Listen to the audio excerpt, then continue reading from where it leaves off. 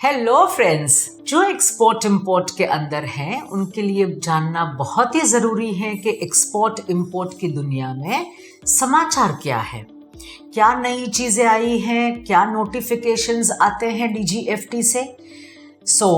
आज हम थोड़ी सी बात ये सब चीज़ों की करेंगे कि आपको अपने बिजनेस में एक्सपोर्ट इंपोर्ट में क्या ध्यान रखना है, क्या नई पॉलिसी आई है।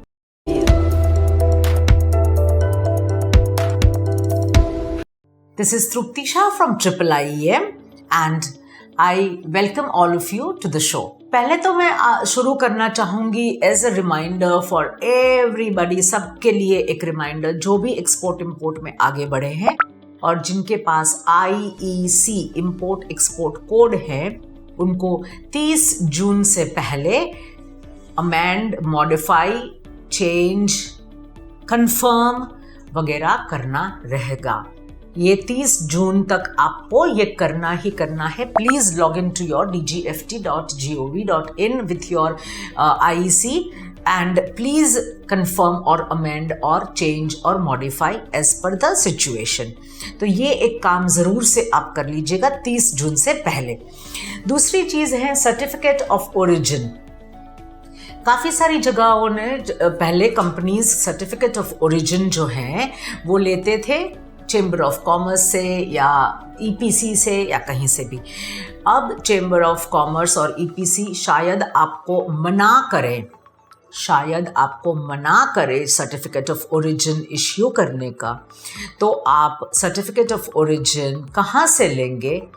Either you will take it from the DGFT IceGate website, icegate.gov.in website जो है, ये वेबसाइट कस्टम्स की है इंडिया में, और DGFT की वेबसाइट में भी आप सर्टिफिकेट ऑफ ओरिजिन पे क्लिक करेंगे होम पेज पे तो आपको वो ले जाएगा उस पेज पे। तो आप कहीं से भी कर सकते हैं and certificate of origin of all types are now issued from the website. एक टिप यहाँ पे मैं देना चाहूँगी, साफ्टा जो भी हैं, आपको जो भी चाहिए, सेपा जो भी आपको सर्टिफिकेट ऑफ ओरिजिन चाहिए, जैसे हमारा रिलेशन उस देश के साथ है उस तरीके का फॉरेन ट्रेड अग्रीमेंट के हिसाब से आप सर्टिफिकेट ऑफ ओरिजिन मांगे तो please ensure that you have the right information, you click on the right button, क्योंकि अभी ये सारी चीज़ें DGFT की वेबसाइट और IceGate की वेबसाइट में आ गई है। यदि आपके पास FIO की FIEO federation of Indian exporters organisation की मेंबरशिप है तो आप FIO से भी ले सकते हैं। थर्ड थिंग इज, अगर आप एक्सपोर्ट करने जा रहे हैं और आपको AD code is authorised distributorship code given by RBI to the bank. RBI bank को एक नंबर देती है कि वो डिस्ट्रीब्यूटर हैं हमारे RBI के। तो ये AD code, authorised distributorship code जो होता है वो एक्सपोर्ट करने के टाइम पे हमें काम आता है। ये कोड और कुछ नहीं है, ये कोड बैंक का, RBI ने दिया हुआ बैंक और उसकी ब्रांच में एक नंबर होता है। ये नंबर 14 डिजिट्स का होता है, 14 डिजिट्स का ये नंबर होता है। और ये नंबर भी अभी आप icegate.gov.in पे रजिस्टर करेंगे। जो कोई भी पोर्ट से आपका सामान, आपका कार्गो, आपका शिपमेंट जा रहा है, वहाँ पे आप ये IceGate या फिर DGFT की वेबसाइट पे रजिस्टर करेंगे। फिलहाल एक ही रजिस्टर करेंगे आप AD कोड। यदि आपकी बैंक चेंज हो गई, दूसरी बैंक में भी आप काम कर रहे हैं, तो 2 बैंकों का भी AD कोड रजिस्टर कर सकते हैं। हर एक पोर्ट पे आपको अभी AD कोड रजिस्टर करने की ज़रूरत नहीं रहेगी। अगर वही बैंक है तो वही code customs is now linked up, तो वो अपने आप आपका AD कोड ले लेगी। ये AD कोड का महत्व इतना है, आपको जो पैसे मिलने वाले होते हैं या कुछ भी होता है तो बैंक का AD कोड में, फॉरेन एक्सचेंज की जो करेंसी आती है वो AD कोड चाहिए उसके लिए। So that is the reason AD code has to be registered.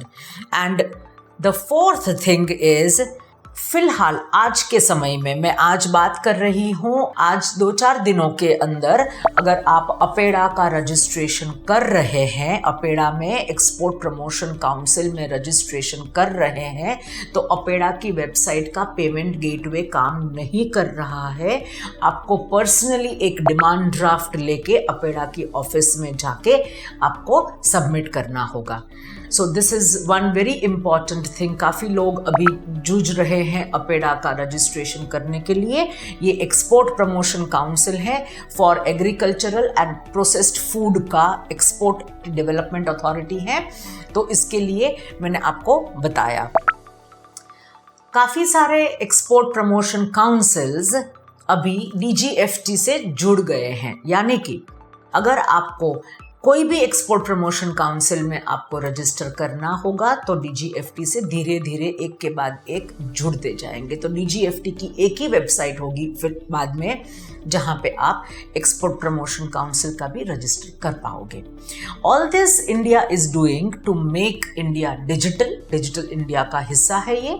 और दूसरी बात, एक्सपोर्टर्स या इंपोर्टर्स के लिए एक सहूलियत खड़ी करने का कि ये काम आप घर बैठे ऑफिस बैठे आराम से कर सकते हैं। आपको कहीं दौड़ धाम करने की ज़रूरत नहीं है और एक ही साइट खोलनी है, एक ही पोर्टल पे सारी इन्फॉर्मेशन आ जाएगी आपके लिए।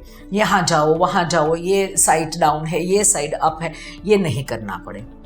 DGFT, आइसगेट या फिर अपेड़ा या कोई भी वेबसाइट गवर्नमेंट की, ये कोई भी वेबसाइट दिन में अगर ना चली आपके लिए, remove the history, remove the cache memory of from your computer and do it little bit later in the evening at around 9 o'clock और 9 के बाद शाम को, तो वो अच्छे से चलेगी।